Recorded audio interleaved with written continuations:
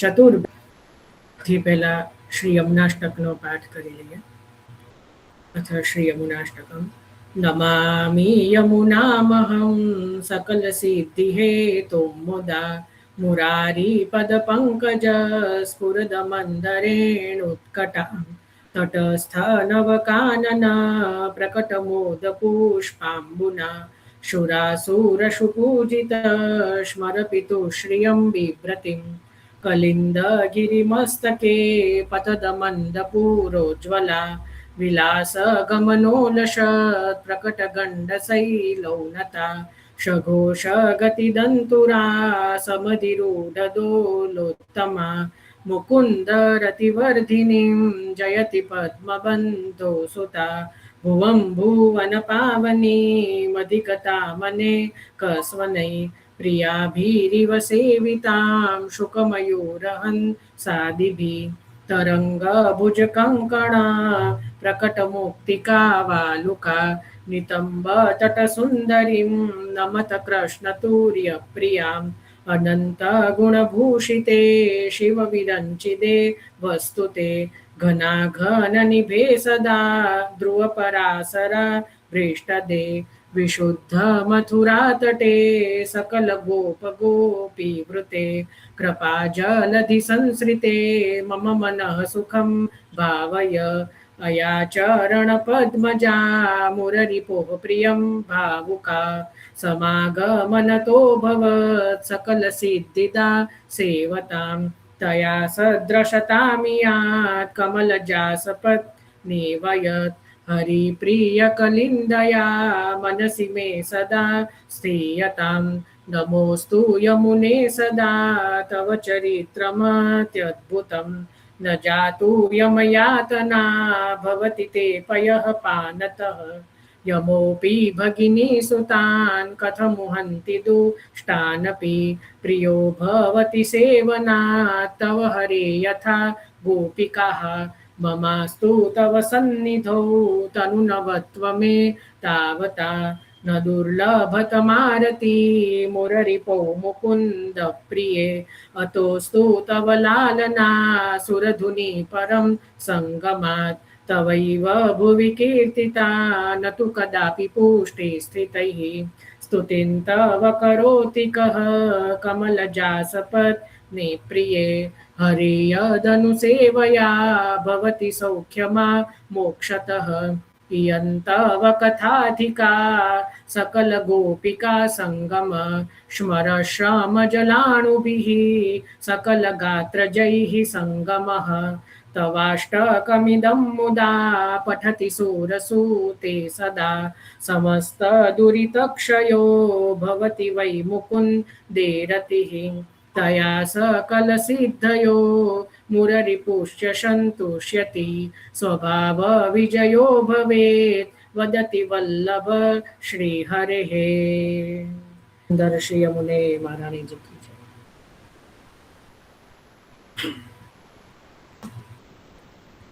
આજે ગંગા દશમીનો આગળનો દિવસ, કાલે ગંગા દશમી છે અને શ્રી યમુનાજીએ કૃપા કરીને આજે થોડો સમય આપ્યો છે.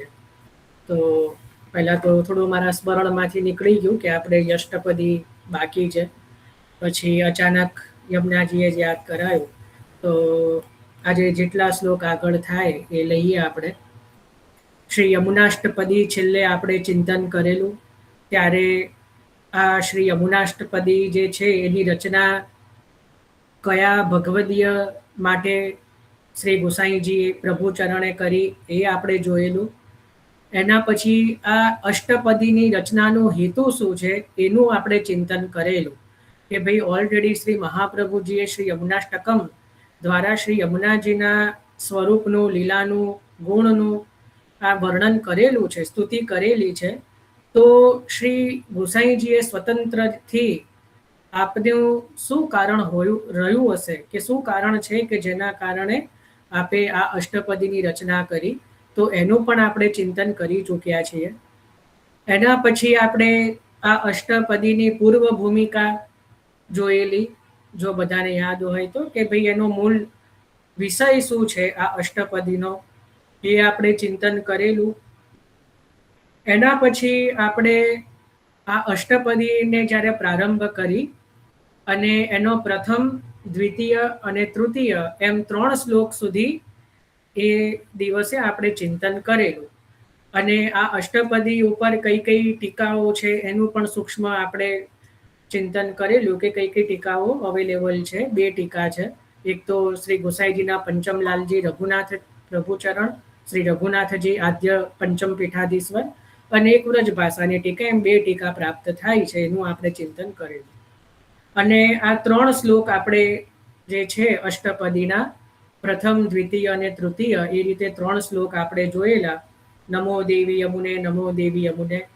એના પછી મધુપકુલ કલિત કમલાવલી, અને ત્રીજો શ્લોક નિજ કુલ ભવ વિવિધ તરુ કુસુમ. એની અંદર છેલ્લે આપણે આનંદ કંદે, ત્રીજા શ્લોકમાં શ્રી ગુસાઈજી પ્રભુચરણ જુઓ, શ્રી યમુનાજીને આનંદ કંદ કહીને હે આનંદ કંદ સંબોધન કરી રહ્યા છે. અને ત્રીજા શ્લોકમાં આપણને કેટલો બધો આનંદ આવ્યો હતો. જો યાદ હોય, એ પુષ્પના શૃંગાર, કલીના શૃંગાર ની શોભા શ્રી યમુનાજી સ્મરણ કરાવે છે શ્રી ઠાકોરજીના શ્રીઅંગની. તો એક એવો અદ્ભુત આનંદ હતો. એ તો જેણે એ આનંદ માણ્યો એને ખબર જ હશે. તો આ તૃતીય શ્લોકમાં શ્રી ગોસાઈજી શ્રી યમુનાજીને આનંદ કંદનું સંબોધન કર્યું છે. મી શવ પુરા આનંદ કંદે. જો પુસ્તક જોડે રાખશો ને, અષ્ટપદી જોડે રાખશો, તો વધારે બધાને સમજમાં પણ આવશે અને આનંદ પણ આવશે. કોઈ કે અમારી પાસે અષ્ટપદી નથી, એવું બને જ નહીં. પહેલા પણ મેં કીધું હતું, આપણા પાઠના પુસ્તકમાં પણ ક્યાંક હશે, જો મોટું હશે તો. અને નહીતર સ્નાન યાત્રાના પુસ્તકમાં પણ જે છે એ હશે. ત્યાં તો વિશાખાબેન જો હોય તો એમને હું વિનંતી કરીશ કે આપણા ગ્રુપમાં પેલું એક પાઠાવલી કરીને એક પુસ્તક પહેલા શેર કરેલું આપણે, તો એને અત્યારે ફરી જો શક્ય હોય તો શેર કરી દેજો. તો એની અંદર પણ શ્રી યમુનાષ્ટપદી આપેલી છે. તો વૈષ્ણવોને સરળતારે, મારે બધું ભૂલાઈ જાય છે, મારે પણ કરવાની હતી, પણ પછી મારા મગજમાં એવું ઓલરેડી શેર કરેલી છે. તો એ પાઠાવલી નામનું પુસ્તક છે ને, એને શેર કરી દો ફરીથી આપણા ગ્રુપમાં. અને જો શક્ય હોય તો પાના નંબર પણ લખી દો, તો બધાને એ મહેનત પણ ન રહે. તો એની અંદર પણ શ્રી યમુનાષ્ટપદી આપેલા છે. તો એ પણ આપ ખોલીને જોઈ, આપણે જોયું છે. હવે આપણે એના આગળના શ્લોકમાં પ્રવેશ કરીએ છીએ. કયો શ્લોક છે? ઉપરી વલદ મલ કમલા ઋણ ધ્રુત રેણુ પરિમિલત જલ ભરેણા મુના. શું કે છે? ઉપરી વલદ મલ કમલા ઋણ ધ્રુતિ રેણુ પરિમિલત જલ ભરેણા મુના. વ્રજ યુવતી કુચ કુંભ કુમકુમારુણ મૂરહ સ્મારયસી માર પીતુરધુના. શું કહ્યું? વ્રજ યુવતી કુચ કુંભ કુમકુમારુણ મૂરહ સ્મારયસી માર પીતુરધુના. બરાબર, આ રીતનો શ્લોક છે. તો આ શ્લોકની અંદર જો આ વિશાખાબેને શેર કરી દીધું છે આપણા ગ્રુપમાં.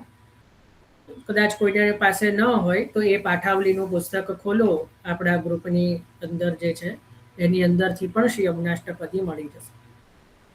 તો ઉપરી વલદ મલ કમલા ઋણ ધ્રુતિ રેણુ પરિમિલત જલ ભરેણામ. હવે જો આપણે આ શ્રી યમુનાષ્ટપદી જ્યારે આપણે છેલ્લે સમજેલા, ત્યારે એમાં આપણે ચિંતન કરેલું કે શ્રી ગુસાઈજી પહેલા તો શું કરે છે કે આધિ ભૌતિક દર્શન કરાવે છે. કોઈ આપણને પૂછે કે શ્રી યમુનાષ્ટપદી નું તાત્પર્ય, હેતુ શું? જો કોઈને યાદ હોય, મેં એક જ વાક્યમાં કીધું હતું, આધિ ભૌતિક સ્વરૂપની અંદર આધિ દૈવિક સ્વરૂપના દર્શન કરવા. એ દ્રષ્ટિ આપવાનું કાર્ય શ્રી ગુસાઈજીએ કર્યું. હવે તો તમને સમજ આવી જ ગયું હશે. પેલા કમલની ને ભ્રમરની ને વાતો, પછી પુષ્પની વાતો, એના ઉપરથી સમજમાં આવી જ ગયું કે આપણે કેવળ આધિ ભૌતિક એટલે આપણને કેવળ દર્શન થાય છે, કેવળ નરી આંખે. શું દેખાય છે? તો કમલ દેખાય છે, ઉપર ભ્રમર દેખાય છે. આપણને શું લાગે કે ઓહો, આ તો કમલ છે ને એની ઉપર ભમરા ભમી રહ્યા છે. પણ ગુસાઈજી જે છે એ આનો આધિદૈવિક દર્શન કરાવે છે.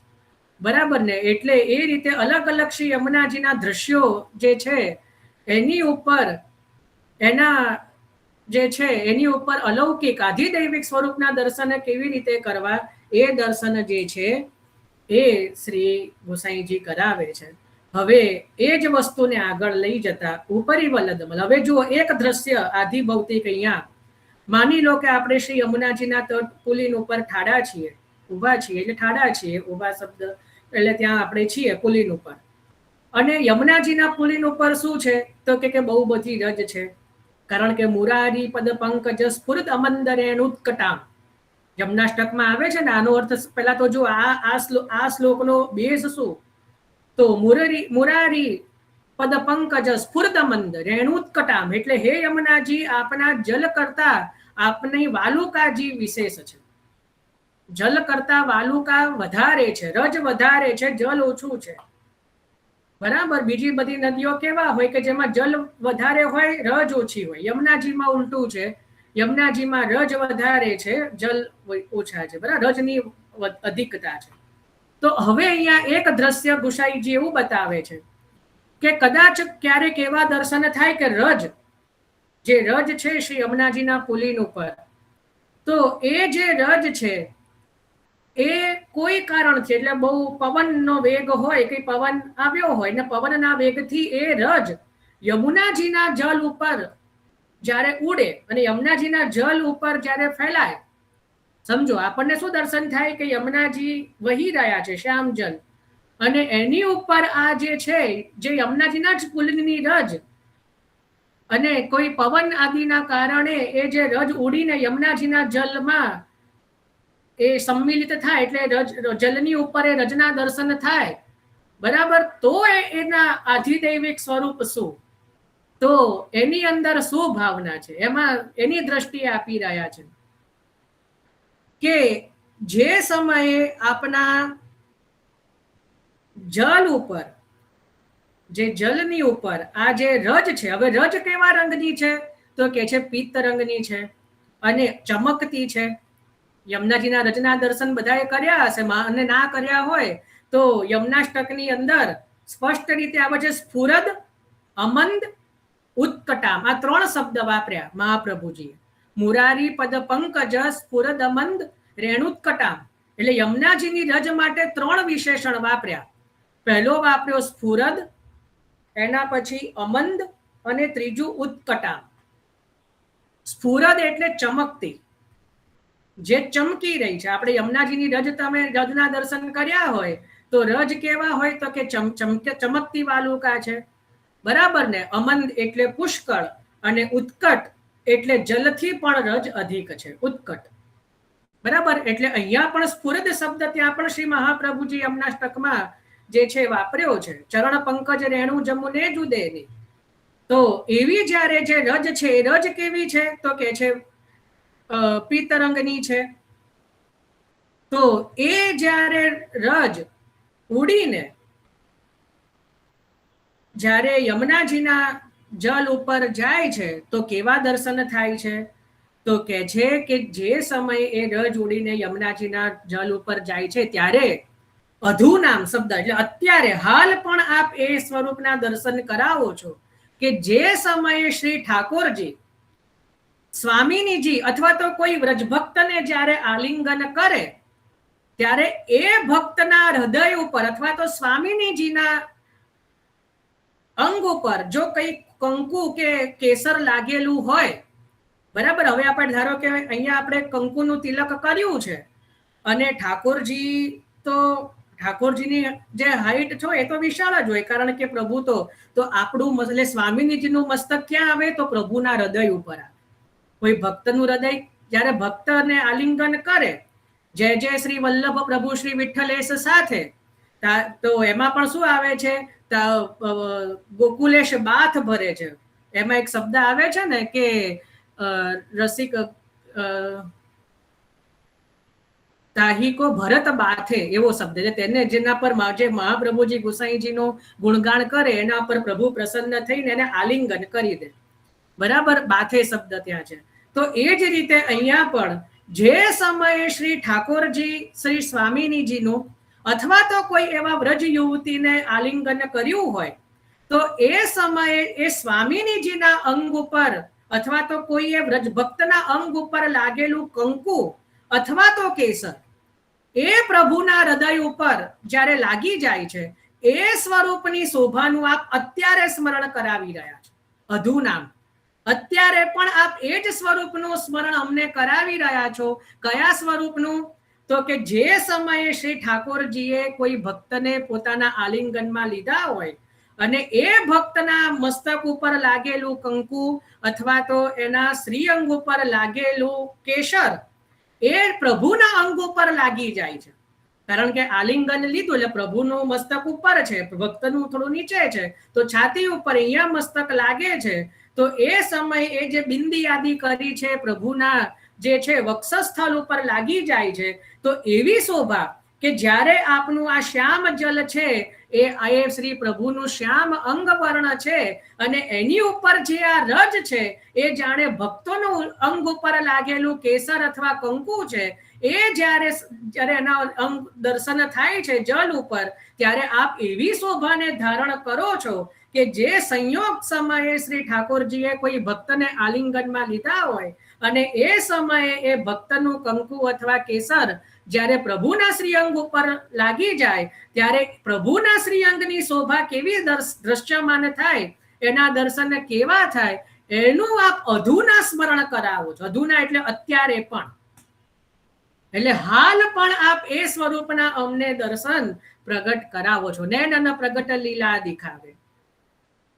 એટલે અહીંયા પણ જે કહી રહ્યા છે કે આપના શ્યામ જલ ઉપર પવનના લીધે હાલી રહેલા લાલ કમલોની સુંદર શોભાથી અને સુગંધમય જલ દર્શનથી આપ વ્રજ યુવતીઓના કુચકુંભ પર લીપેલા કુમકુમ વડે આલિંગન કરાયેલા અને અરુણ બનેલા એવા રંગાયેલા મદન પિતા શ્રી કૃષ્ણના વક્ષસ્થળનું આપ હમણાં પણ સ્મરણ કરાવો છો.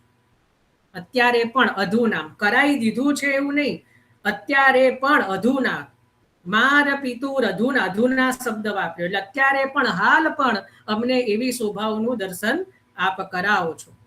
સમજ પડી? એટલે અહીંયા જે છે કેવું સુંદર કે જે સંયોગ સમયના સ્વરૂપનું આપ અમને સ્મરણ કરાવી દો છો કે પ્રભુના શ્રીઅંગ ઉપર જે રીતે પ્રભુ ભક્તના અંગના ચિહ્નો લાગેલા હોય કંકુ કેસર, એનું આપ સ્મરણ કરાવો છો. અને બીજું આપના જે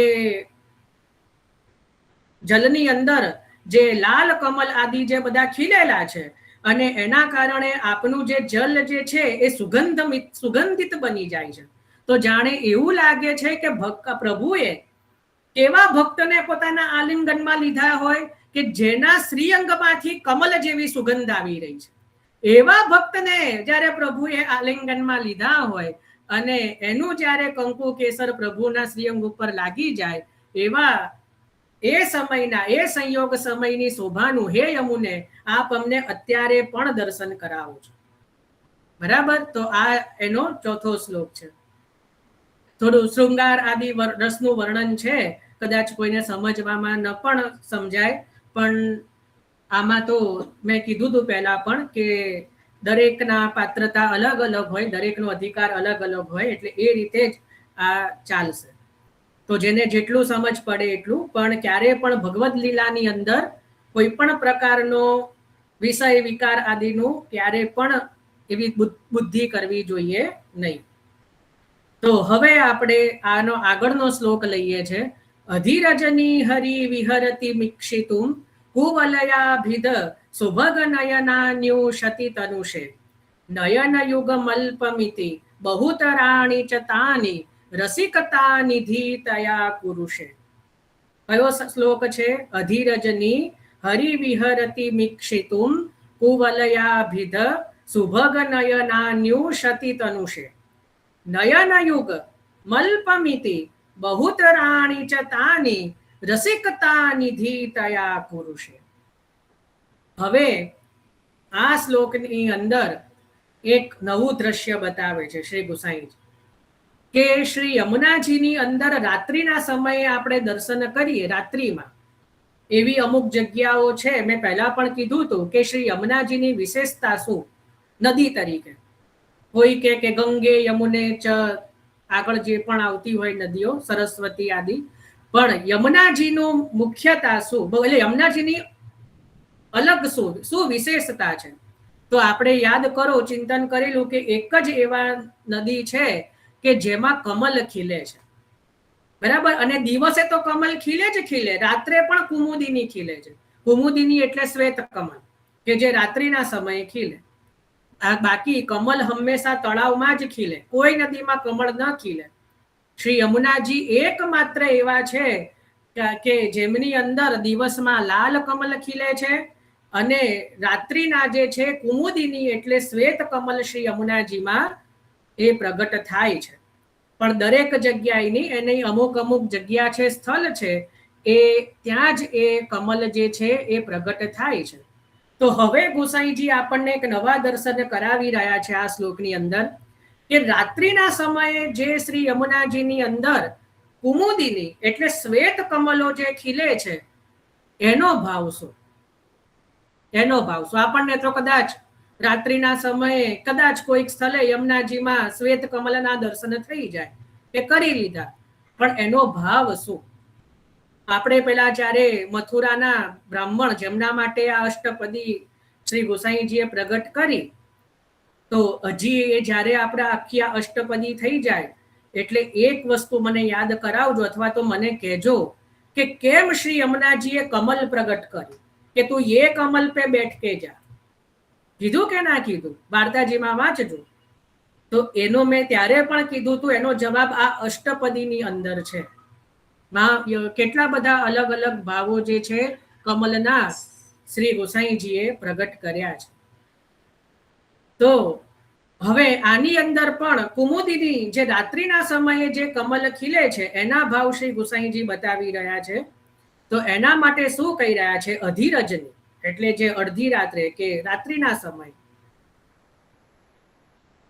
અધિરજની હરિ વિહરતી મિક્ષિતુમ કુવલયાભિદ સુભગ નયનાન્યુષતિ તનુષે. એટલે રાત્રિના સમયે હે યમુનાજી, જ્યારે શ્રી પ્રભુ શ્રી ઠાકોરજી યુગલ સ્વરૂપે આપના પુલિન ઉપર, આપના કિનારા ઉપર જ્યારે લીલાઓ કરે છે, વિહાર કરે છે, તો આપ કેવા છો? એના માટે યમુનાજી માટે કીધું કે આપ તો રસિકતા નિધિ છો. આપ કેવા છો હે યમુનેજુ? આપ કેવા છો? તો કે રસિકતાની નિધિ છો. આપની અંદર અત્યંત રસિકતા છે, રસિકતાનો ભંડાર છો. એટલે જે સમય રાત્રિના સમયે જ્યારે શ્રી ઠાકોરજી વ્રજ ભક્તો સાથે આપના પુલિન ઉપર જ્યારે વિહાર કરે છે ત્યારે આપ અત્યંત રસિક નિધિ હોવાથી એ વિહારને નિરખવા માટે આપ શ્વેત કમલ પ્રગટ કરો છો. પણ પ્રભુની લીલા કેવલ એક કે બે નેત્રોથી એનું પાન થઈ શકે નહીં, અને આપ તો રસિકતાના નિધિ હોવાથી અનેક શ્વેત કમલો રૂપી આપના નેત્રને રાત્રિના સમયે પ્રગટ કરીને આપના પુલિન ઉપર જે પ્રભુ વ્રજ ભક્તો સાથે વિહાર કરી રહ્યા છે એને આપ એક ક્ષણની લીલાઓ આપ એ શ્વેત કમલ રૂપી નેત્ર દ્વારા નિહારી રહ્યા છો. એ ભાવ આ શ્લોકમાં છે કે હે યમુનેજો, જે આ રંજન કરનારી રાત્રિઓમાં જે શ્રી હરિ આપણા પુલિન ઉપર વિહાર કરે છે એ વિહારને નિરખવા માટે આપ શ્વેત કમલો રૂપી પોતાના સુભગ એટલે અત્યંત જે કહેવાય ને ભાગ્યશાળી એવા આ શ્વેત કમલ રૂપી નેત્રને પ્રગટ કરો છો. પરંતુ આપ તો જે છે એ રસિકતાના નિધિ છો. રસિકતા નિધિ એટલે રસમય છો, અત્યંત રસિક છો આપ. એટલે એક ક્ષણની લીલા પણ આપ ચૂકવા માંગતા નથી. એટલે રસિકતાના નિધિ હોવાથી એવા રસિક વર શ્રી કૃષ્ણના વિહારને નિરખવામાં એક કે બે કમલો તો શક્ય જ નથી. એટલે એ જે પૂરતા ન હોવાથી આપ અનેક શ્વેત કમલ રૂપી પોતાના નેત્રો, એવા અનેક નેત્રોને આપ પ્રગટ કરો છો, અને એ પોતાના અનેક નેત્રો દ્વારા એ શ્વેત કોમલ એટલે કુમુદિની ના ભાવથી અનેક નેત્રો પ્રગટ કરીને એ રાત્રિના સમયે થયેલી કે રાત્રિના સમયે જે શ્રી પ્રભુ જે આપના પુલિન ઉપર લીલા વિહાર કરે છે એના આપ દરેક ક્ષણના આપ દર્શન કરી રહ્યા છો.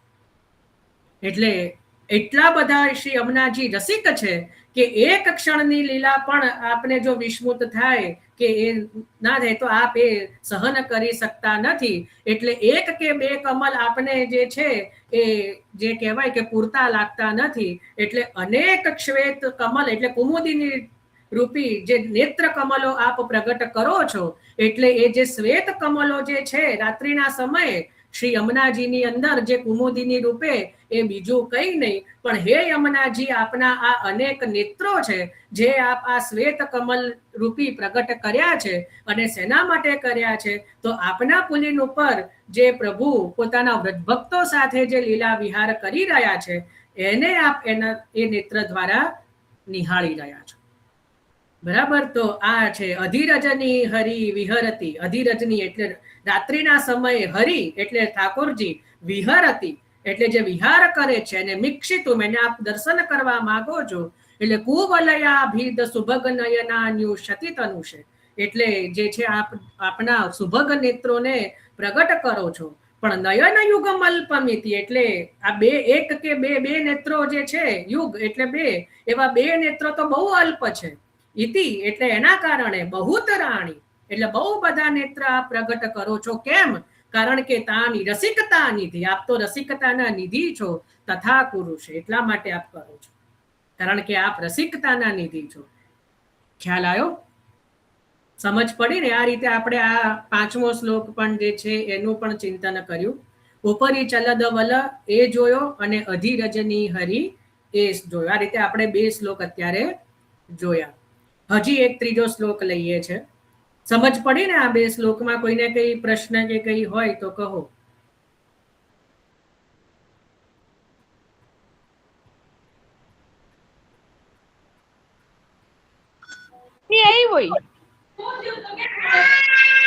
જય શ્રી કૃષ્ણ. આ ભિક્ષિતુમ છે કે મિક્ષિતુમ છે? મિક્ષિતુમ. મી ત્યાં સંધિ લાગે ને, વિહરતિમ ઇક્ષિતુમ એટલે ત્યાં સંધિ લાગી ગઈ.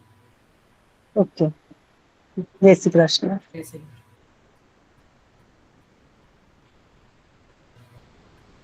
ચલો આગળનો શ્લોક લઈએ. હવે યમુનાજીની અંદર રાત્રિના સમયે તો જે છે શ્વેત કમલ દર્શન આપે છે, પણ દિવસમાં લાલ કમલના દર્શન થાય છે. તો એનો ભાવ શું? એનો ભાવ આ શ્લોકમાં છે. રજની જાગર જનિત રાગ રંજિત નયન પંકજય રહની હરિમિક્ષસે મકરંદ ભરમિષેણાનંદ પુરિતા સતતમિય હર સાચુ મુંચસે. શું કીધું? રજની જાગર જનિત રાગ રંજિત નયન પંકજય હરહની હરિમિક્ષસે મકરંદ ભરમિષેણાનંદ પુરિતા સતતમિહ હર સાચુ મુંચસે. હવે જો કોઈ પણ પરોઢિયાનો સમય હોય ને, પ્રભાતનો સમય, ત્યારે ઝાકળ લાગે પુષ્પ ઉપર. બધાને ખબર હશે સહેજ ભીનાશ આવે. કોઈ પણ પુષ્પ હોય ને તો સ્વાભાવિક રીતે કુદરતી રીતે એનામાં સહેજ ભીનાશ આવે તો ઝાકળ કહેવાય. આપણી ભાષામાં એને ઝાકળ કહેવાય. તો યમુનાજીની અંદર પણ શ્વેત કમલો તો રાત્રિના સમયે થાય, પછી સવાર પડે એટલે લાલ કમળો પ્રગટ થાય. બરાબર. સવાર દિવસમાં તો લાલ કમળો પ્રગટ થાય અને પ્રભાતનો સમય હોય કે એમાં ઝાકળના બિંદુ લાગ્યા હોય. ઝાકળના બિંદુ લાગ્યા હોય. તો હવે આનો ભાવ શું? તો એના માટે શ્રી ગુસાઈજી કહી રહ્યા છે કે હે યમુનેજી, આપે આખી રાત જાગીને જે ઠાકોરજીના લીલા વિહારના દર્શન કર્યા. હવે આપણે આખી રાત જાગ્યા હોઈએ, જો અત્યારે આપણી આંખ સફેદ છે, પણ એક વખત આખી રાતનું આપણે જો ઉજાગરો ન કહેવાય હો, જાગરણ. ઉજાગરો અને જાગરણ બંનેમાં ફરક છે. ઉજાગરો એટલે જ્યારે આપણે લૌકિકમાં કોઈ કાર્યથી કરીએ એને ઉજાગરા કહેવાય, કે આપણે જબરજસ્તી કરવું પડ્યું હોય, ક્યાં તો કોઈ લૌકિક કાર્યથી કરીએ ને એને ઉજાગરો કહેવાય. અને જ્યારે અલૌકિક કાર્યથી જે કંઈ થયું હોય એને જાગરણ કહેવાય. આપણે ત્યાં પ્રબોધિનીના દિવસે જાગરણ કરવાની રીત છે. પ્રભુના જાગરણના દર્શન ખુલે, ઉજાગરાના દર્શન ના ખુલે. આજે ઉજાગરાના 4 ભોગ તો એવું ના થાય, જાગરણ કહેવાય. બરાબર. આપણે ત્યાં જન્માષ્ટમીને ત્યાં ત્યારે પણ જાગરણ ભોગ આવે. ઠાકોરજીને આપણે ઉજાગરો નથી કરાવતા, એટલે બોલવામાં ધ્યાન રાખવું જોઈએ. અહીંયા પણ ગુસાઈજી શું કહે છે કે રજની જાગર એટલે આપે જાગરણ કર્યું, આખી રાત આપણે પ્રભુના આપે દર્શન, લીલા વિહારના દર્શન કર્યા. આપણે પણ જ્યારે જાગરણ કરીએ તો આખી રાત ઊંઘ ન લીધી હોય એટલે આપણી આંખ પણ લાલ થાય કે ન થાય? તો કમલસી અખિયા લાલ તિહારી એટલે હે અમને જો આપે આખી રાત અનિમેષ એટલે સહેજ પણ પલકારો માર્યા વગર અનિમેષ આખી રાત જે આપ જે છે ઠાકોરજીના લીલા વિહારના દર્શન કર્યા કરો છો, એટલે પ્રભાતના સમયે આપના નેત્ર લાલાશ થઈ જાય છે, એટલે લાલ કમળો પ્રગટ થાય છે. કારણ કે આખી રાત આપે પ્રભુના દર્શન કર્યા એટલે હવે આપના નેત્ર જે છે એમાં લાલાશ આવી ગઈ, એટલે લાલ કમળ પ્રગટ થાય છે. અને એના ઉપર ઝાકળ લાગ્યા એટલે શું કે આખી રાત જે દર્શન કર્યા એટલે એના કારણે આપના નેત્રમાંથી હર્ષાસુ વહી રહ્યા છે, હર્ષના અશ્રુ આપ વહાવી રહ્યા છો. આપણે પણ જો અત્યારે ઠાકોરજીના યમુનાજીના આવા અદ્ભુત દર્શન કરીએ, હું જોઉં છું ઘણા બધા પેલા દિવસે પણ અને અત્યારે પણ આમ આંખોમાં જળ આવી જાય. તો જે છે કે આપના નેત્રમાં જે છે નૈન અરુ બેન મેં રસજુ છાવે શ્રી જમુને જસ જગત મેં જોઈ ગાવે આવે છે ને યમુનાજીના 8મા પદમાં. તો એની અંદર પણ કે શું કીધું કે નૈન અરુ બેન મેં રસજુ છાવે, નેત્ર અને વાણીમાં રસ છવાઈ જાય. તો અહીંયા પણ આપે રાત્રિમાં અનિમેષ એટલે સહેજ પણ પલકારો માર્યા વગર અનિમેષ દ્રષ્ટિથી શ્રી પ્રભુના લીલા વિહારને અવલોકન કરવાથી આપને જે જાગરણ થયા એના કારણે આપના નેત્રમાં અનુરાગ એટલે પ્રભુ પ્રત્યે જે આપનો આ અનુરાગ છે, પ્રેમ છે, એ અનુરાગ રૂપી લાલ રંગ જેવા જે છે એ નયન કમલો એટલે લાલ કમલો એ જે છે આપની અંદર પ્રગટ થાય છે. અને આપ દિવસમાં એ લાલ કમલ રૂપી નેત્રોથી દિવસની લીલાઓનું દર્શન કરો છો. એ જે લાલ કમલ રૂપી નેત્રોથી દિવસમાં પણ પ્રભુ તો યમુનાજીના પુલિન ઉપર વિહાર કરે છે કે નહીં, તો એ દિવસની લીલાઓનું દર્શન આપ આ લાલ કમલ દ્વારા કરો છો. અને આપના જે કમલના મકરંદની અધિકતાના મીસે એટલે એમાં જે ઝાકળ આદિ લાગ્યા છે, તો એ એટલા માટે છે કારણ કે આપ દિવસ અને રાત્રિ જે પ્રભુના લીલા વિહારોનું, પ્રભુના સ્વરૂપનું જે અવલોકન કર્યા કરો છો, એટલે એના આનંદ રસથી એવા પરિપૂર્ણ એવા આપ સદા સર્વદા હસરાસુ એટલે હર્ષના અશ્રુ આપ કમલ ઉપર જે વહાવી રહ્યા છો એ બીજું કઈ નહીં, એ આપના નેત્રના હર્ષના અશ્રુ વહી રહ્યા છે. એટલે કમલ ઉપર જે ઝાકળના બિંદુઓ કે જલના બિંદુઓ લાગ્યા છે એ બીજું કઈ નથી, પણ આપણે આપ જે પ્રભુના સ્વરૂપના, પ્રભુના લીલા વિહારમાં દર્શન કરીને જે અત્યંત આનંદ રસમાં છકી જાઓ છો અને એના કારણે આપના નેત્રમાંથી આપના નેત્ર જે પુલકિત બની જાય છે અને એમાંથી જે હર્ષના અશ્રુઓ વહેવા લાગે છે, એ જે કમલ ઉપરના જે છે એ જલ કે ઝાકલ છે, એનો ભાવ અહીંયા ત્યાં શ્રી ગુસાઈજી પ્રગટ કરી રહ્યા છે. તો રાત્રિના કમલોનું એટલે શ્વેત કમલોનો ભાવ બતાવ્યો અને આ શ્લોકની અંદર દિવસના કમલોનો જે લાલ કમલો જે છે એના ભાવનું અહીંયા શ્રી ગુસાઈજીએ દર્શન કરાવ્યું. તો આ આપણે અહીંયા આ શ્લોક લીધો, રજની જાગર જનિત રાગ રંજિત, કે રજની જાગર એટલે આખી રજની એટલે રાત્રિ એ જે આપણે જાગરણ કર્યું એટલે એનાથી રાગ રંજિત એવા નયન એટલે એનાથી અનુરાગથી રંગાયેલા આપના નેત્ર, પંકજે એટલે કમળ, રહની હરિ મિક્ષશે આપ એનાથી દિવસની લીલાઓ જે છે એ પ્રભુની નિરખ્યા કરો છો. અને મકરંદ ભરમિષેણ આનંદ પૂરિતા એટલે આનંદ પૂરિતા એવા આનંદથી ભરેલા આપ જે છે એ કમલ ઉપર જે મકરંદ સ્ત્રવે છે એટલે આપણી ભાષામાં જે ઝાકળ સરે છે એ સતતમિય હર સાચો મૂંચશે, કારણ કે આપ નિરંતર સતત એટલે નિરંતર જે આ દર્શન કર્યા કરો છો એનાથી આપના નેત્રમાંથી એ હર્ષના અશ્રુ વયા કરે છે. તો હર્ષાસુ મુંચશે. તો એ રીતે અહીંયા જે છે આ શ્લોક આપણે અહીંયા ચિંતન કર્યો. તો આજે આપણે આ 3 શ્લોક થયા, ઉપરી ચલદ વલ, અધિરજની હરિ અને રજની જાગર જનિત.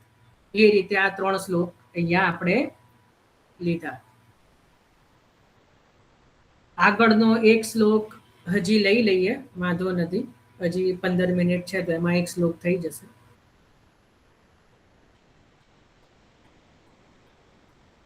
સારું, ચલો આગળનો એક શ્લોક લઈએ. તટગતાનેક સુખ સારિકા મુનિ ગણસ્તુત વિવિધ ગુણ સિંધુ સાગરે.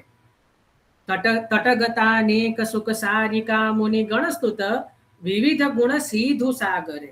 સંગતા સતતમિહ ભક્ત જનતાપતિ રાજસે રાસરસ સાગરે. સંગતા સતતમિહ ભક્ત જનતાપતિ રાજસે રાસરસ સાગરે.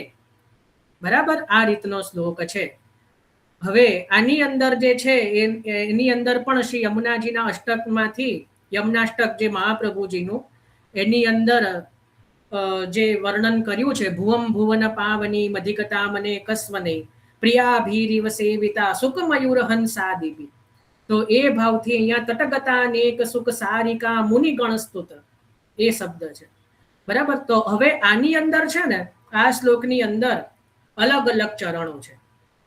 પંક્તિ આખી એક જ છે, તટગતા અનેક સુખ સારિકા મુનિ ગણસ્તુત વિવિધ ગુણ સિંધુ સાગરે. પણ આપણે અહીંયા પહેલા જોઈશું તટગતા અનેક સુખ સારિકા મુનિ ગણસ્તુત એટલે હે યમુનાજી, આપના તટ ઉપર એટલે આપના પુલિન ઉપર જે અનેક પ્રકારના પક્ષીઓ, જેમ મહાપ્રભુજીએ કીધું અનેક સ્વને પ્રિયાભીરિવ સેવિતામ સુખમયુર હંસાદિભી, એટલે આપના સખી જેવા, ત્યાં તો સખીઓ કીધા યમનાષ્ટકની અંદર કે સુખ મયુર હંસ આદિ જે છે આપના સખીઓની જેમ આપની સેવા કરે છે.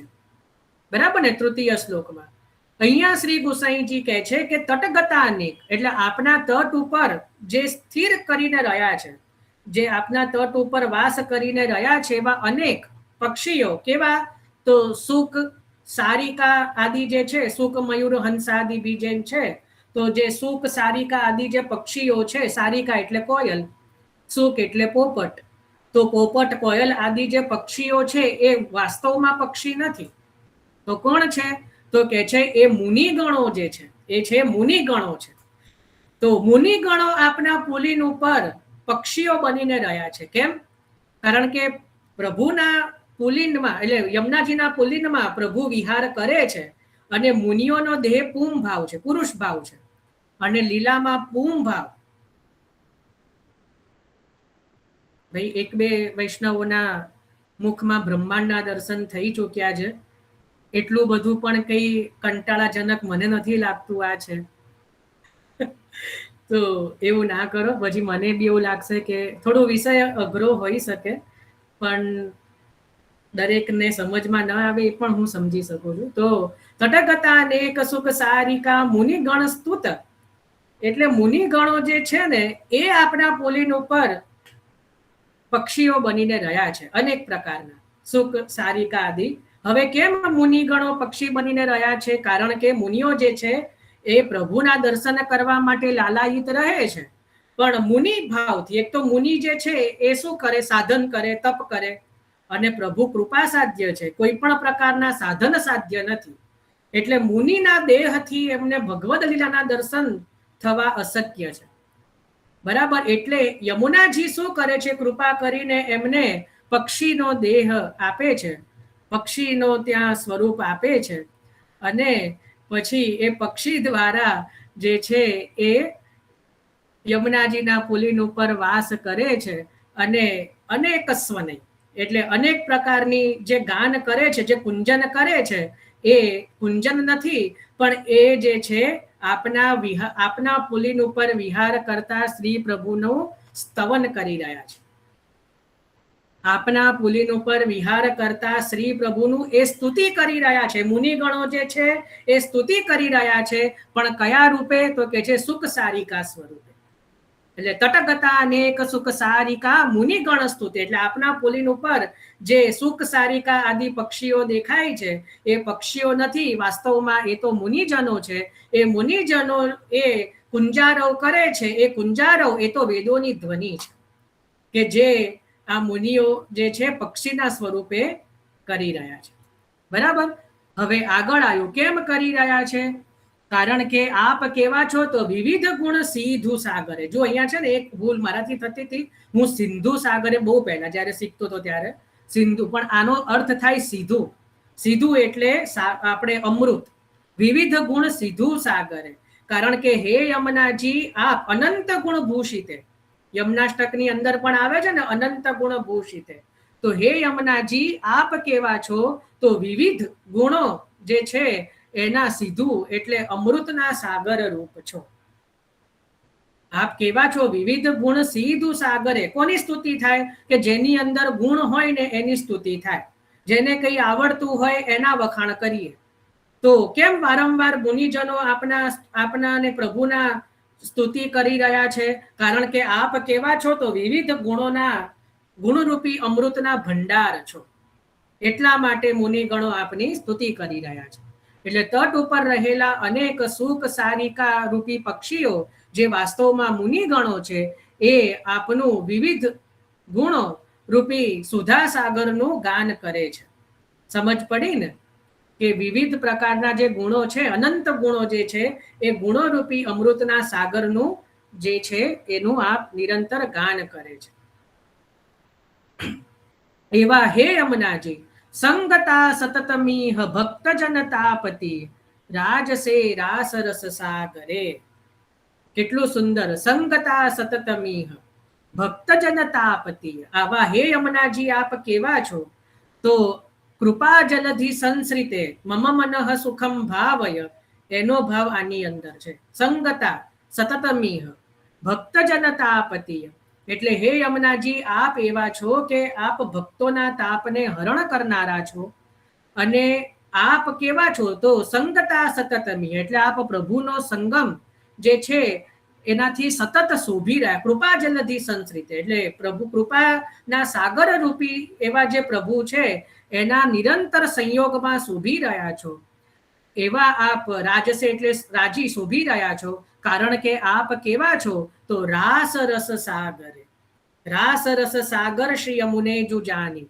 યમુનાજીના 41 પદમાં ગંગાબાઈનું પદ રાસ રસ સાગર શ્રી યમુને જુ જાની. એનો ભાવ એ પદ ક્યાંથી પ્રગટ થયું? તો આ શ્લોકમાંથી. રાસ રસ સાગર શ્રી જમુને જુ જાની બહત ધારા તન પ્રતિછિન નોતન રાખત અપને ઉર્મા જઠાની. હવે તમે જુઓ, યમુનાજી નદી છે કે સાગર છે? યમુનાજી ભૌતિક રીતે નદી છે કે સાગર છે? નદી છે. નદી છે. તમે ક્યાંય એવું સાંભળ્યું કે યમુનાજી કરતા તો ગંગાજીમાં જલનો વ્યાપ વધારે છે? પણ જેમ ગંગા સાગર છે એ અલગ વસ્તુ છે, પણ ગંગાજીને ક્યાંય સાગરની ઉપમા નથી આપવામાં આવી, ગંગાજીના મૂળ પ્રવાહને. બરાબર? અહીંયા આપણે ત્યાં ઠેર ઠેર યમુનાજીને સાગર કયા છે. કૃપા સાગર, રસ સાગર, બરાબર? અલગ અલગ રીતે યમુનાજીને સાગર કયા છે. કેમ કયા હશે સાગર? સાગરનું કારણ શું એ આ પણ વિચારવાનું. રાસ રસ સાગર જમુને જુ જાની. તમને ક્યારે વિચાર આવ્યો નદીને સાગર કહેવાય? જે ભૌતિક રીતે નદી છે એને સાગર કઈ રીતે કહેવાય? સાગર કોને કહેવાય? સાગર એટલે સમુદ્ર, દરિયો. કોને કહેવાય સાગર? આના ઉપર બહુ લાંબુ વિસ્તાર થાય. આ વિષય ઉપર કોને કહેવાય? સાગરનો લક્ષણ શું? આપણે કોને સાગર કહીએ? કોને આપણે સમુદ્ર કહીએ?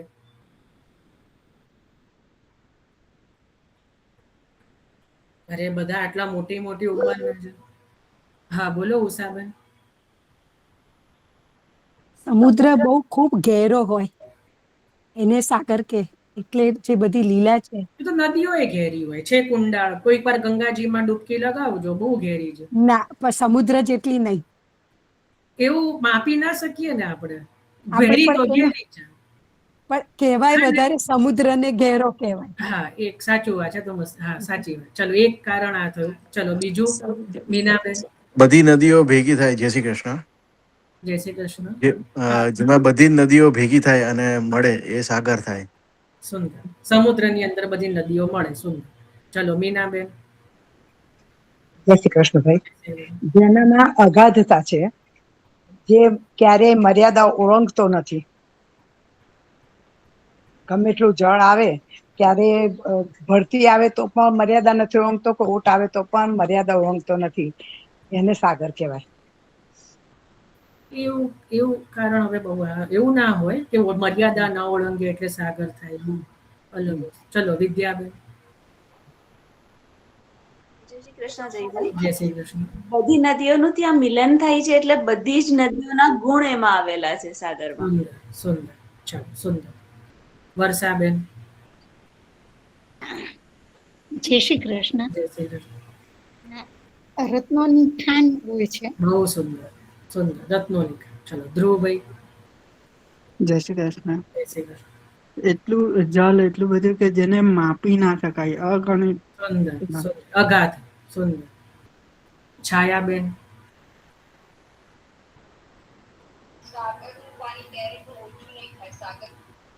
હા, સાગરમાં ક્યારેય જલ ઓછું ન થાય. ચલો સરસ. ચલો આ સિવાય કોઈનો કઈ હજી કઈ આવતું હોય? બધાનો આમ તો જવાબ આવી જ ગયો, આના સિવાય મારી જોડે બી કઈ નથી. પણ જો આ બધા જવાબોને ભેગા કરીએ, બધાના જવાબ સાચા, તો સાગરના લક્ષણો કયા? એક, જેમ બધાએ કીધું કે જેની અંદર અગણિત નદીઓ આવીને બધી સંમિલિત થાય, એટલે સાગરને બધી નદીઓનો પતિ કહેવામાં આવે. કેમ પતિ? કારણ કે બધી ત્યાં આવીને પોતાનું અસ્તિત્વ જતું રહે અને પછી એ સાગરમાં વિલીન થઈ જાય, એટલે જેની અંદર બધો જ નદીઓનો પ્રવાહ જે છે એ સંમિલિત થઈ જાય, પછી કોઈનું અલગ અસ્તિત્વ રહે નહીં, એટલે સાગર પહેલું. બીજું, સાગરનું નામ શું છે? રત્નાકર. એની અંદર એટલા બધા રત્નો છે, એટલા બધા રત્નો છે. જેમ આપણે પેલું પ્રારંભ હુઆ સાગર મંથન, સાગર મંથન, તો સાગર મંથન સમુદ્ર મંથન થયું તો એમાંથી રત્નો નીકળ્યા કે નહીં? 14 રત્નો. બરાબર. તો સમુદ્ર શું છે? રત્નાકર. બરાબર. ત્રીજું કે સમુદ્ર છે એને એ અમાપ છે અને અગાધ છે. સમુદ્ર માટે શું શબ્દ વાપરી શકીએ? અમાપ અને અગાધ. જેમ કીધું ને કે એ એના જલની રાશિ અને એની ગહેરાઈની રાશિ કોઈ માપી શકે નહીં. એ માપવું અશક્ય છે, એને કોઈ માપી શકે નહીં. આપણા પૃથ્વીની અંદર આખો જો પૃથ્વીનો ગોળો હોય, તમે જુઓ પ્રભુનું વિરુદ્ધ ધર્માશ્રયતા જુઓ, 4 ભાગને પૃથ્વીના 4 ભાગને વહેંચી લઈએ તો 3 ભાગમાં સમુદ્ર છે અને 1 ભાગમાં ભૂમિ છે. છતાં શું અછત શેની છે? તો કે પાણીની. પીવાનું પાણી ધીરે ધીરે ઘટી રહ્યું છે. આ પ્રભુનું વિરુદ્ધ ધર્માશ્રય. 4માંથી 3 ભાગમાં જે છે પાણી જ છે, પણ આપણે જુઓ, તમે જ્યાં જુઓ ઉનાળો આવ્યો એટલે કે પાણી નહીં, બૂમા બૂમ, પાણી નથી આવતું, પાણી નથી આવતું. આ પ્રભુનો વિરુદ્ધ ધર્માશ્રયતા છે ને, એ અલગ વસ્તુ છે, હવે એમાં નથી જતા. પણ સમુદ્ર જે છે એ અગાધ અને અપાર છે, અમાપ છે. બરાબર, કે જેને માપી શકાતું નથી ને, અગાધ છે. હવે અહીંયા યમુનાજીને સાગર કયા? તો આનું પણ કંઈક કારણ હોવું જોઈએ. બરાબર ને? અને કારણ પાછું પ્રમાણથી હોવું જોઈએ, નહીં કે આપણા મન માનેલું. પ્રમાણથી હોવું જોઈએ. આપણે કહી દીધું ને થઈ ગયા સાગર, એવું ન ચાલે. આપણે પ્રમાણથી યમુનાજીને સાગર સિદ્ધ કરીશું. બરાબર. તો પહેલું આપણે શું જોયું કે અનેકવિધ નદીઓ આવીને યમુનાજીમાં મળે. બરાબર. અરે સાગરમાં મળે. તો યમુનાજીની અંદર કઈ નદીઓ આવીને મળતી હશે? કદાચ કોઈ કે ગંગા, સરસ્વતી, એ તો ત્રિસંગમ છે. કોઈને ધ્યાનમાં આવે છે કે યમુનાજીની અંદર કઈ નદીઓ આવીને મળતી હશે?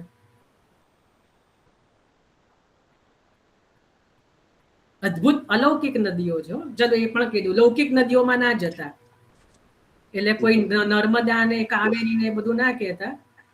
અલૌકિક નદીઓ છે. પાછા ઘણા ગૂગલ મેપમાં જઈને જોઈએ આવે કે આટલી આટલી નદીઓ યમુનાજીમાં મળે છે. હા બોલો ધ્રુવ. ભક્ત રૂપી ભાવોના હૃદય. આપણે તો પ્રમાણથી ચાલવાનું. કઈ કઈ નદીઓ? હમણાં નદીઓ ગણાઈશું.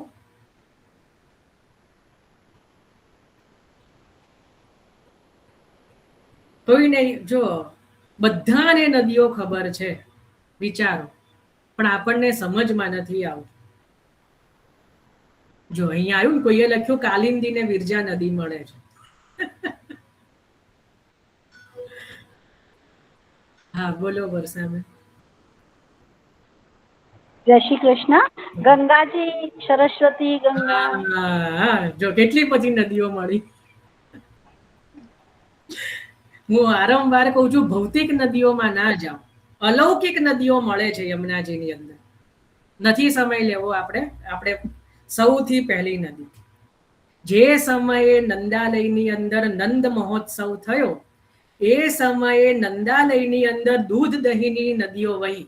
એ નંદાલય ક્યાં છે? યમુનાજીના પુલિન ઉપર. એ બધી નદીઓ વહીને દૂધ દહીંની નંદ મહોત્સવની નદી યમુનાજીમાં મળી. પહેલી નદી કઈ મળી યમુનાજીમાં? તો કે છે નંદ મહોત્સવની નદી. બીજી નદી, જે સમયે પ્રભુએ ડોલ મહોત્સવ કર્યો, એટલે થયો નિકુંજમાં જ્યારે ડોલ મહોત્સવ થયો, એ ડોલ તમે કીર્તન જુઓ, આપણે કીર્તનમાં દ્વિતીય ચલે તરણી તનયા તીર નહાન ગોવિંદ સ્વામીનું પદ છે. તો જે સમયે જે છે નંદ ત્યાં ડોલનો મહોત્સવ થયો, એ સમયે પણ જે છે એ બધા જ રંગરૂપી નદીઓ જે છે યમુનાજીમાં મળી. આ બીજી નદી મળી કે ના મળી? હું નથી પ્રમાણથી કીર્તનમાં આવે છે. અને આમ પણ તમે વિચારો, આપણે પણ બધું જલ હોય એ બધું ધીરે ધીરે નદીમાં જઈને જ મળે. તો જે સમયે જ્યારે પ્રભુએ આ હોરી ખેલ, વસંત ખેલ, ડોલ મહોત્સવ કર્યો, તો ત્યાં રંગરૂપી નદીઓ જે છે એ યમુનાજીમાં મળી કે ના મળી? અને ત્રીજી મુખ્ય નદી, જે સમયે પ્રભુએ રાસ વિહાર કર્યો, એ સમયે સ્મરશ્રમ જલાણુ ભી સકલ ગાત્ર જય સંગમ.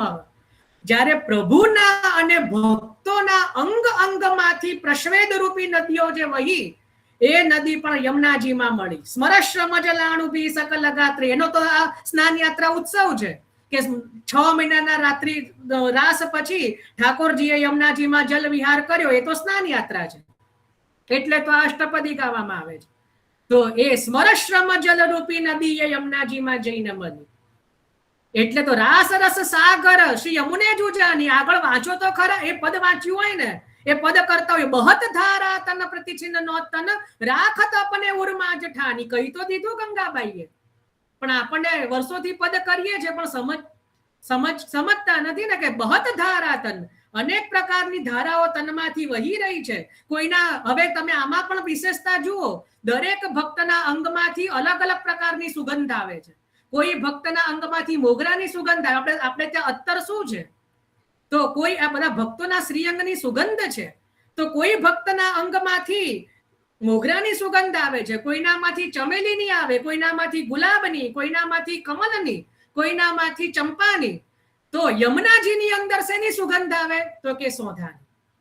કારણ કે બધી નદીઓ વહીને કોનામાં વહે, કોનામાં મળે? તો યમુનાજીમાં. તો યમુનાજીના શ્રીઅંગમાંથી કઈ સુગંધ આવે? તો કે સોંધાની. એટલે તો સોંધાનું અત્તર આવે. સોંધાનું અત્તર શેના માટે આવે? કયા ભાવથી આવે? તો કે યમુનાજીના ભાવથી. કેમ? કારણ કે બધી નદીઓ જઈને મળી ક્યાં? તો યમુનાજીમાં. તો યમુનાજીની અંદર બધાની સુગંધ જે છે એ સંમિલિત થઈ ગઈ. બહત ધારા તન પ્રતિછિન્ન નો તન રાખત અપને ઉર્મા જઠાની. પોતાના હૃદયમાં એ વાસ કરીને રાખ્યો. તો ભક્ત કો સહે ભાર, કયો ભાર સહન કર્યો? કોઈને સમજમાં આવે છે આ વસ્તુ? બધા કે અપરાધ સહન કરે ના. જ્યારે યમુનાજીની અંદર જલ વિહાર કર્યો, તો યમુનાજીનું ત્યાં અવહેલના થઈ કે ના થઈ? કમળને માર ચલાઈ, કમળ લઈને પ્રભુ ઉપર ફેંક્યા, અને યમુનાજીની અંદર જ્યારે જલ વિહાર કર્યો, યમુનાજીનું જલ ઉછાર્યું, તો યમુનાજીની અવહેલના થઈ. તો ભક્ત કો સહે ભાર, એને અપરાધ ના ગણ્યો ભક્તનો. યમુનાજી એને પણ આનંદ રૂપ ગણ્યું. ભક્ત કો સહે ભાર દે તજુ પ્રાણ આધાર. ભક્તને પ્રભુ સાથે આનંદ કરાવી દીધો. તો ભક્ત કો સહે ભાર દે તજુ પ્રાણ આધાર અતિ બોલત મધુર મધુર બાની. યમુનાજી અત્યંત હર્ષાશ્રુમાં આનંદમાં આવીને આનંદ મધુર મધુર વાણી ઉચ્ચારણ કરવા લાગ્યા. આ બધા ભાવો છે પદોના. આપણે નિત્ય યમુનાજીના 41 પદ કરીએ તો એનો ભાવ તો ક્યારેક તો વિચારો, રાસ રસ સાગર યમને જો છે. સાગર કેમ કયા? યમુનાજીને સાગર કેમ ના કહી શકાય? નદી છે ભૌતિક રીતે, પણ આ બધી અલૌકિક નદીઓ જઈને યમુનાજીમાં મળી. એટલા માટે આ તો પહેલો જ ભાવ કીધો. આપણે વિચાર કરો સાગરના, હવે પાછા યાદ આવો કે તેમાં અલગ અલગ નદીઓ મળે. આ તો સાગરનું પહેલું લક્ષણ. બીજું લક્ષણ કયું જોયું? કે સમુદ્ર સાગર કેવો હોય? તો કે રત્નાકર હોય. રત્નાકર હોય કે ન હોય? તો યમુનાજીમાં કયા રત્નો હશે?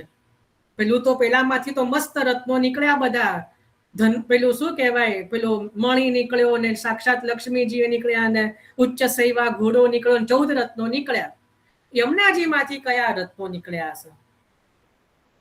કોઈને યાદ આવે? બધાને ખબર છે, બધાને ખબર છે, પણ કોઈ મને નથી લાગતું કે કોઈ કહી શકે આનો જવાબ, કારણ કે રત્ન સમજતા હોય તો ને. કયા રત્ન નીકળ્યા હશે યમુનાજી માંથી?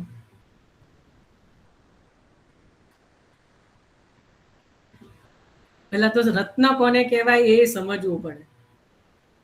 ઘણા કે ડાયમંડ, બરાબર ને, ડાયમંડ એટલે રત્ન જ છે ને. હવે આ કે જે ભક્ત રૂપી, હવે કયા ભક્તો યમુનાજી માંથી પ્રગટ થયા મને કહો. આપણે તો પ્રમાણથી ચાલવાનું, જે દેખાય એને જ, લૌકિક થી નહીં, ભાવથી નહીં. બોલો અમિતાબેન.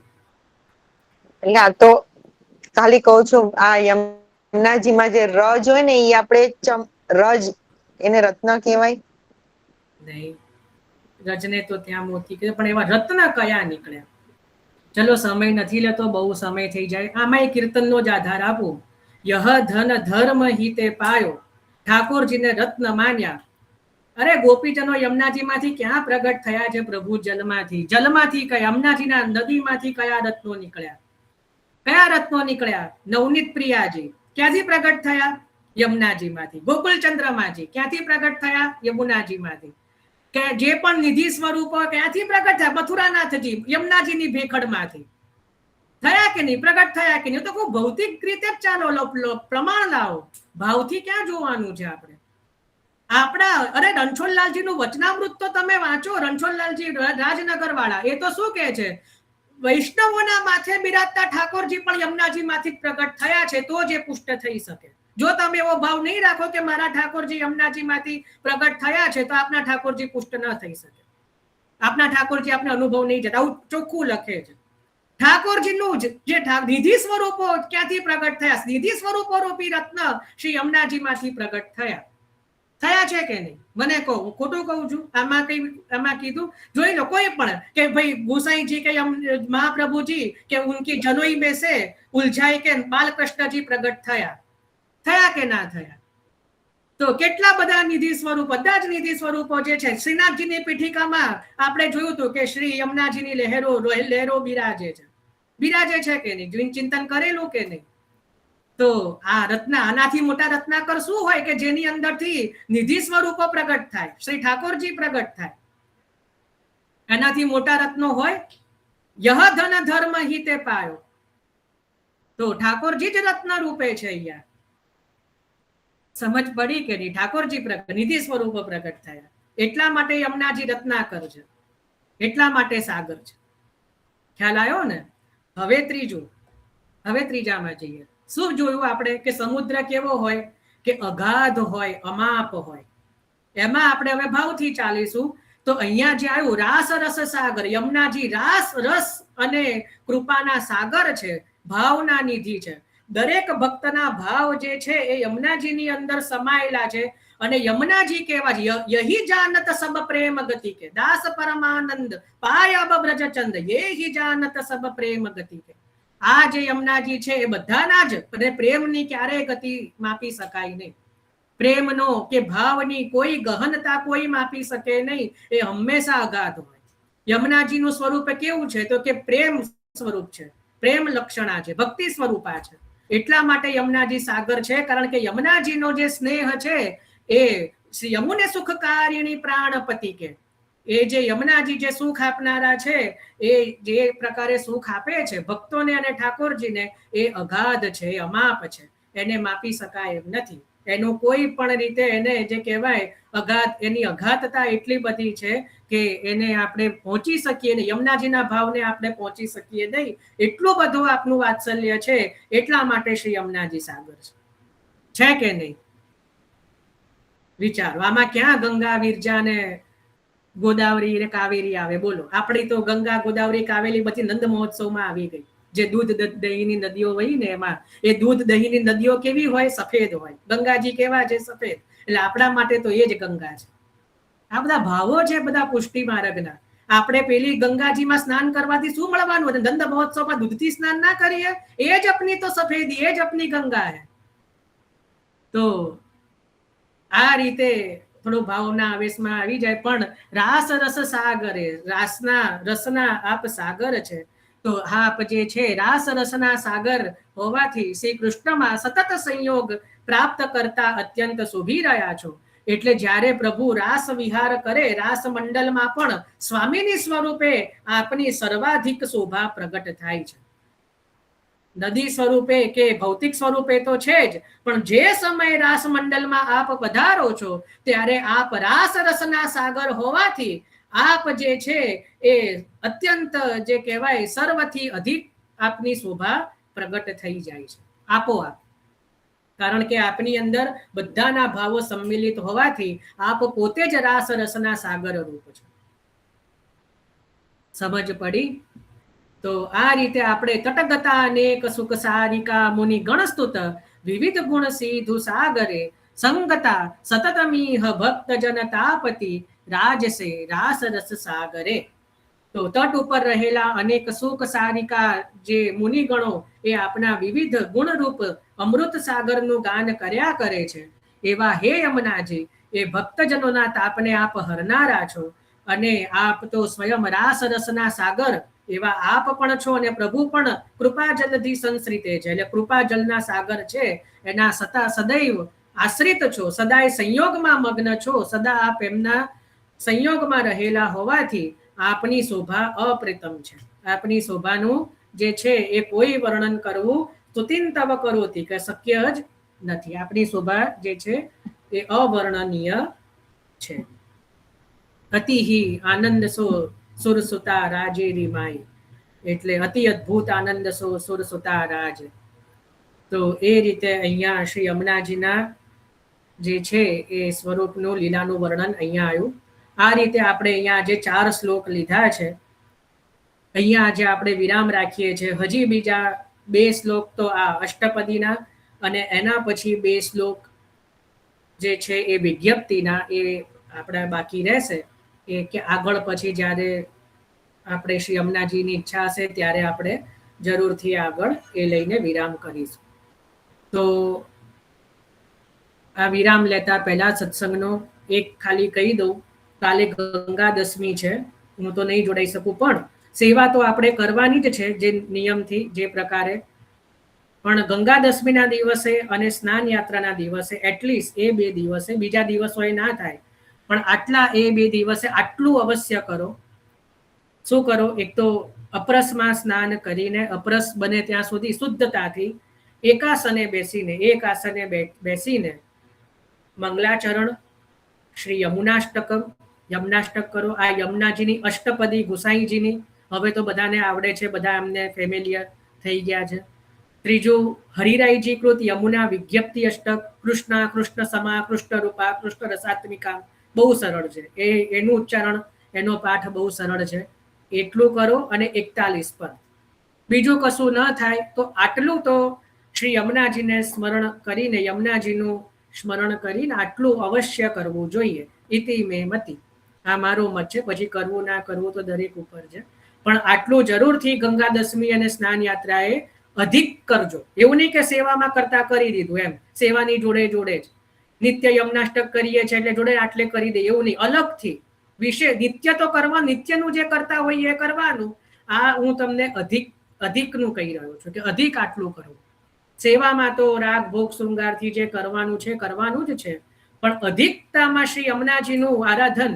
હરખત કરો આરાધન ઇનકો કે પુષ્ટિ યમુને ભજો. કઈ રીતે ભજવાના યમુનાજીને? તો આ રીતે, આ પુષ્ટિ યમુને ભજો. યમુનાજીને આપ કદાચ આપણે 41 પદમાં આવે છે ત્યારે મને આવા પ્રશ્નો બહુ થતા કે ભજવાના કઈ રીતે. ત્યારે ભગવદીઓને મોટાની કૃપાથી સમજમાં આવ્યું કે આ રીતે પુષ્ટિ યમુને ભજો. કઈ રીતે ભજવાના? તો આ રીતે એકાસને બેસી અને શુદ્ધતાથી, શુદ્ધ મનથી અપરસમાં આદિમાં જેટલી સચવાય એટલી એ રીતે, આ રીતે શ્રી યમુનાષ્ટકમ, યમુનાષ્ટપદી, યમુના વિજ્ઞપ્તિ અષ્ટકમ 41 પદ આદિ જે, અને બીજું જે દોલપદ કરી શકો એ તો વધારે, પણ ઓછામાં ઓછું આટલું કરવું જોઈએ. અડધો કલાક થશે, નથી વધારે નહીં થાય. પછી પાછું આટલું કર્યા પછી કઈ માગવાનું નહીં હો કે આટલું કર્યું છે તો હે યમુનાજી હવે અમને આ સુખ આપો, તો બધું કર્યું કરેલું બધું પાણીમાં. પછી એ નદીઓ આપણે યમુનાજીમાં નથી મેળવવાની.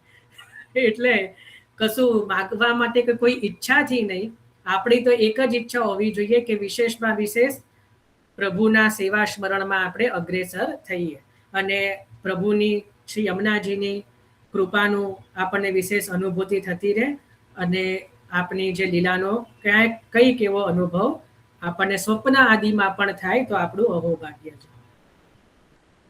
ચલો હવે કોઈને કઈ પ્રશ્ન ચિંતન હોય તો કરો, નહીતર આશ્રયનું પદ લઈએ. હા બોલો નીલમ.